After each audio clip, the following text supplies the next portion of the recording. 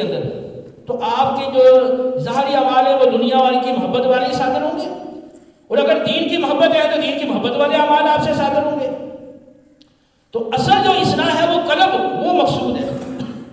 بخاری کی حدیث ہے انسان کے دل میں گوشت کا ایک لوتھڑا ہے، اگر وہ درست ہو تو سارا بدن درست رہتا ہے، یعنی سارے اعمال درست رہتے ہیں، اور اگر وہ خراب ہو تو سارا بدن خراب رہتا ہے، یعنی سارے اعمال ہی خراب رہتے ہیں، اور خوب سن لو وہ دل ہے۔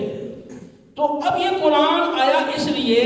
تاکہ یہ دل کی اندر انقلاب پیدا کرے۔ تو جب یہ انقلاب پیدا ہوتا ہے تو بندے کے عمل بدل جاتے ہیں، جیسے کہ صحابہ کرام علیہ رضوان ان کی پہلی زندگی دیکھ لیں، اور جب پھر وہ اسلام کے دامن سے وابستہ ہوئے ہیں تو مکی زندگی کو دیکھیں، ان صحابہ کو زد و کوب کیا جاتا ہے، ان کو مارا پیٹا جاتا ہے، ان کو گھسیٹا جاتا ہے، ان کو طرح طرح کی اذیتیں تکلیفیں دی جاتی ہیں، اور ان پہ شیب ابی طالب میں